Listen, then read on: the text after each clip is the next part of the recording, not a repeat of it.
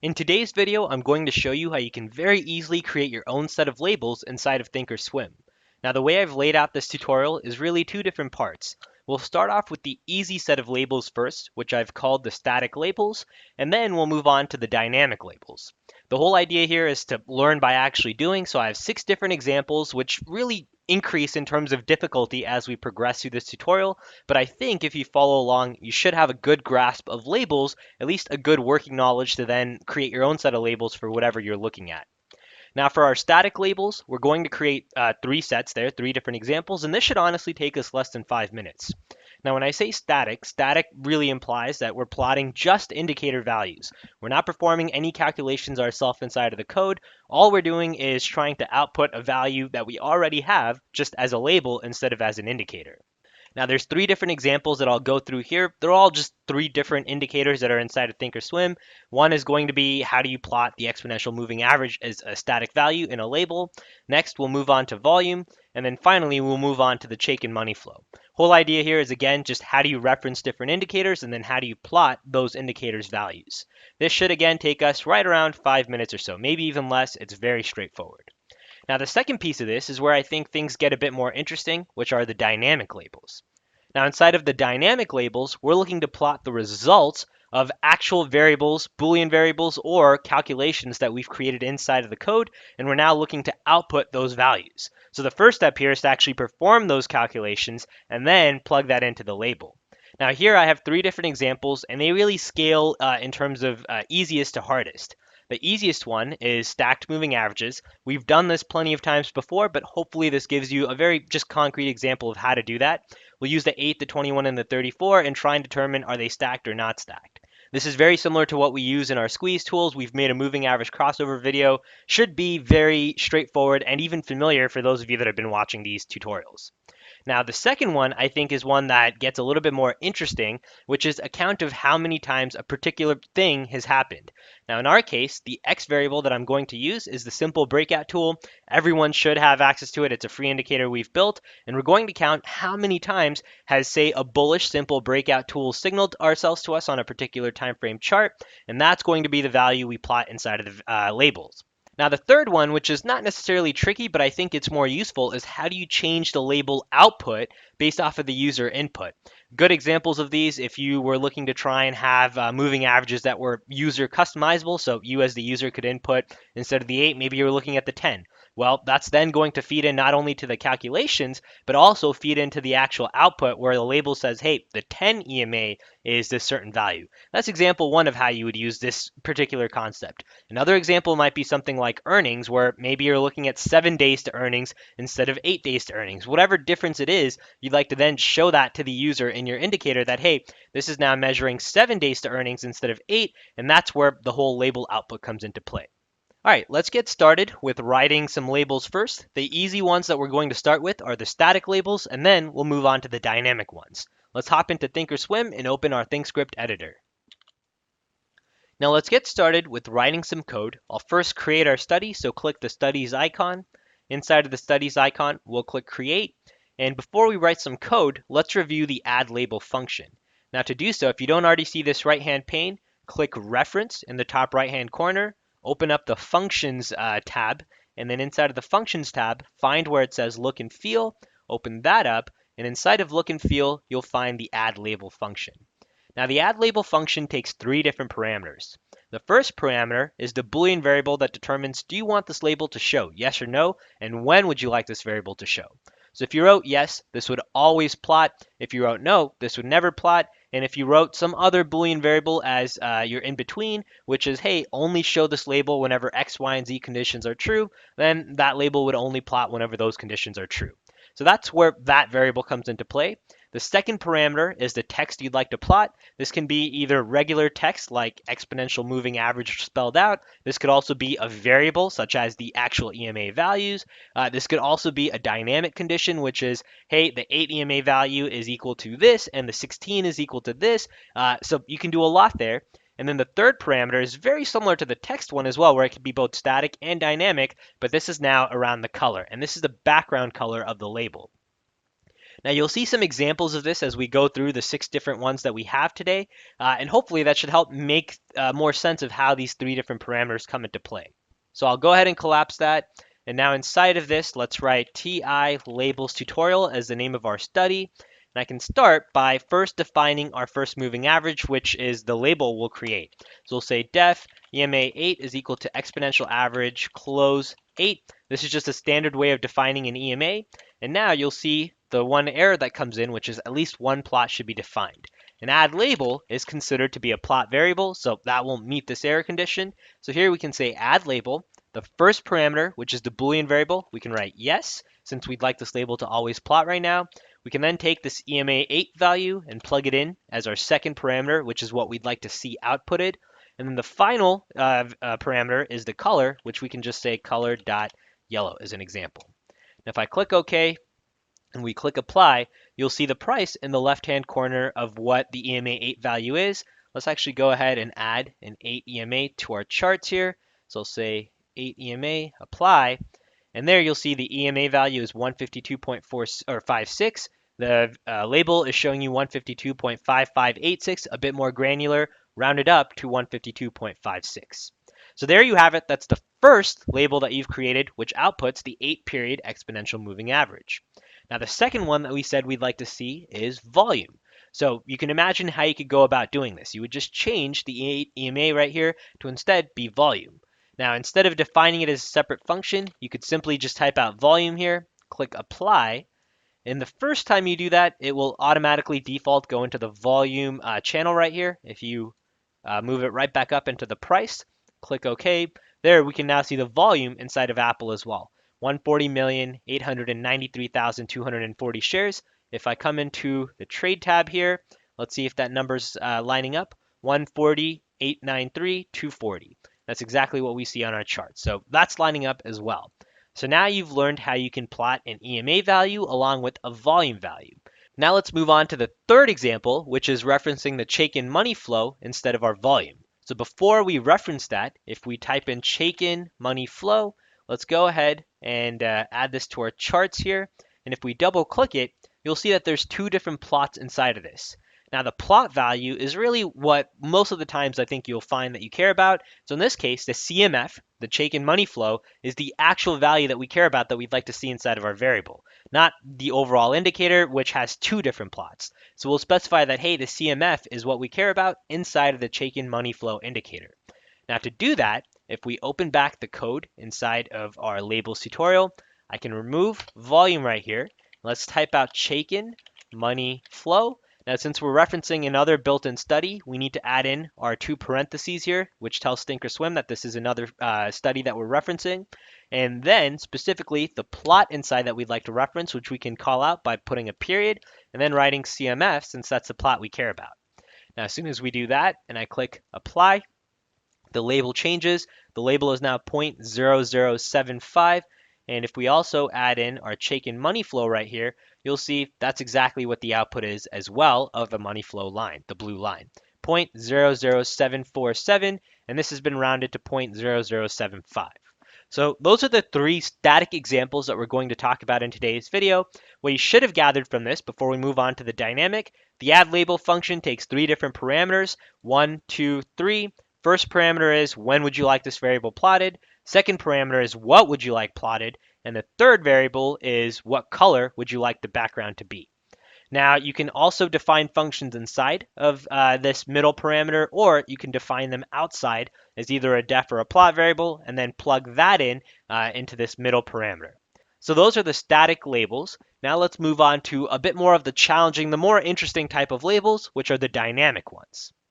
Now for our dynamic labels, I'll start with a clean slate here, and the first dynamic label that we'd like to make is for our stacked moving averages.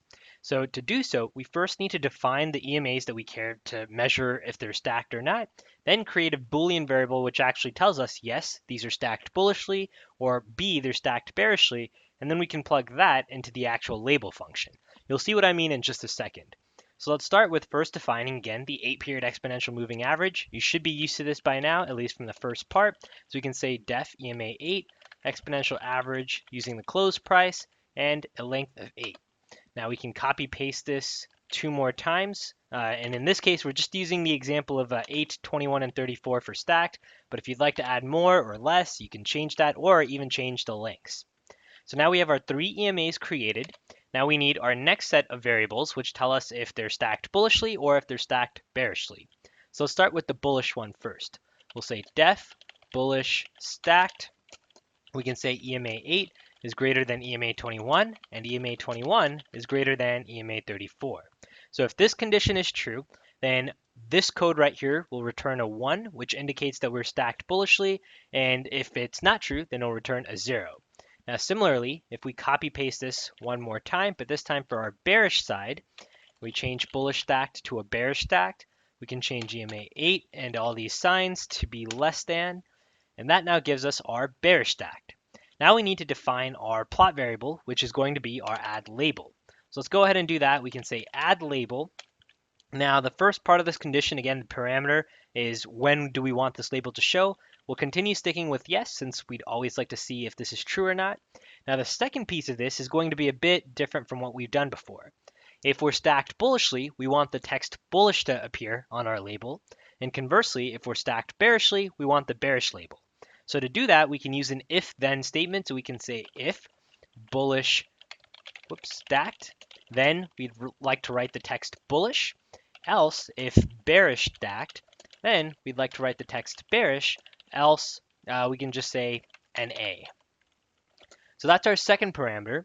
Now for our third parameter, we could start with doing something very simple like just writing color.yellow, but I think it would be a lot more interesting if the color changed based off of if we were bullish or bearish. So first, if we just test out if this is working, bullish or bearish, this is off to the SPY, click apply, we see bullish right here, and this is inside of the yellow label. Now let's give this some color logic as well. Very similar to what we had right here, we can actually copy the second parameter code and paste that into the third parameter. And everywhere where we have text, we can replace that with the color that we'd like to see. And this is again for the background color. So if we have stacked bullish averages, then we'll say make the label green. If we have bearish stacked moving averages, then we can say make the label red. And if we have none of the above, we can say keep the label as yellow. All right, perfect. Click apply. Perfect. So this is our first dynamic label that we're going to create. The concepts that this should help drive home is that you can include if-then statements inside of the text. You can include that inside of the colors. And it's usually preferable to define your Boolean variables outside of the label and then plug them in inside. So that's the first label, which is around bullish and bearish stacked moving averages. If we test this out just real quick on a bearish stock, so let's use AT&T, we see the label plotting red and the text bearish. So we know this is working the way we would expect. Now, if I come back into our code here, let's continue moving on. The next variable, or the next label, that we said we would create, our second dynamic label, is around a counter variable. Now, for this experiment, we're going to use the simple breakout tool. This is a free indicator that we made quite some time ago. If you don't have it, I'll link it in the description box as well. Completely free to download, and you will need the code if you're following along. Now, inside of the simple breakout tool, I'll click the scroll icon to open up the code. And we need to copy all of the code that at least tells us bullish and bearish signals. We don't necessarily care about the painting strategies right down here below or the line weight, so we can skip those. So I'll copy paste all of this code, bring it back inside of our labels tutorial, and we can paste that right down here at the bottom. Now, just to keep things a bit clean and systematic, I'm going to comment out all of the code up above so it doesn't show two labels. You can also just erase everything if you are following along as well. So now let's go ahead and comment this out, and comment this out. Now what we have as of right now is only our simple breakout tool code right here, and this is plotting bullish and bearish. Now we don't want this to actually plot. The plot is going to be inside of the label, so we can change these variables to a def. And now what we need to do is create a new variable, which is going to keep count of how many times bullish has occurred on this particular chart, and the same thing with bearish.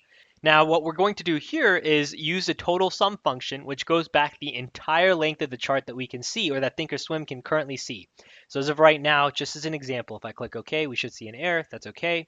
This is currently going back 5 years. So it'll count how many simple breakout tool signals have we had over the past 5 years. If you wanted to expand that, simply change the time frame up here, and you can expand the search.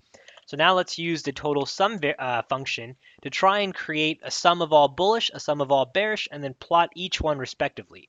So we'll say sum of bullish, and we can say total sum, and that's just going to be of all of the bullish signals.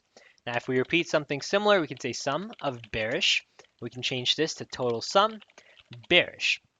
Now we need to plug both of these variables inside of our add label function, which is again going to be the plot. So we'll start with add label. Now here, just to keep things interesting, we can say we'd only like, say, the bullish label to plot if the sum of bullish is greater than 1. If it's not greater than 1, don't even show me the label. So let's say sum of bullish is greater than or equal to 1. And then that's the first parameter. So as long as we have at least one bullish simple breakout signal, then this label will plot. Now the second piece is going to be display how many times this counter has happened. So we can start by saying bullish and then add a plus sign and actually plug in the integer value right here, which you'll see how that looks like in just a second from a formatting standpoint. I've also given it an extra space here inside of the quotes just so it looks a little cleaner. And here we can keep this as color.green since this is our bullish label. Let's see how this looks on the SPY. If I click apply, you'll see we have a counter here. We've had a total of 8 bullish simple breakout signals on the S&P 500 over the past 5 years. Now, if we wanted to repeat something similar, we could, for the bearish side, we can copy paste it one more time.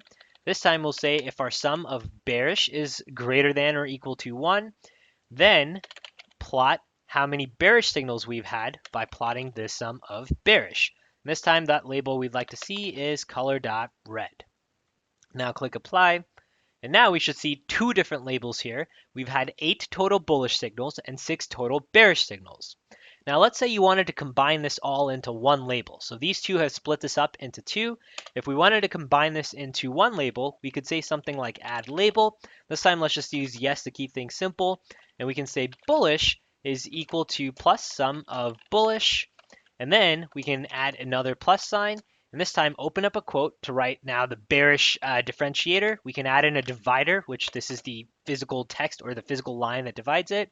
And here we can say bearish, add another space, and this time put in sum of bearish. And then we can also add in some logic here for the color. So we can say something like if sum of bullish is greater than sum of bearish, then color.green, else color.red. Let's just use that as an example. So here, in this particular example, what we're doing is saying plot the label all the time. We're going to plot both the bullish and the bearish values. And if we have more bullish signals than bearish signals, then make this label green. Otherwise, make this label red. Just an example of how you can, again, start to incorporate these other variables, these counter variables, to then change the color dynamically based off of whatever signal you'd like. Now, if I click apply here, we should see a third label pop up with the same 2 statistics here, so 8 and 6, except this time the entire label is green since we have more bullish signals than bearish signals. And so that's 8 greater than 6, which is why we see the color green. So that's the second dynamic label. This should give you an idea of how you can start to take some of the indicators that we've built, any signals, even the Fisher transformer, whatever it is, and start to actually plot labels to start to gather values from it that I think you may find useful. Now for our third and final label, we're going to keep things again a bit interesting here, and we're going to try and take user input, so something like, say, the fast EMA length, and we're going to plot that out inside of the label. So now as an example here, we can say something like add label. Here again, I'll just plot this as always being true. And now, just as an example, let's say we wanted to plot what the fast SMA length is that's currently being used in the calculation.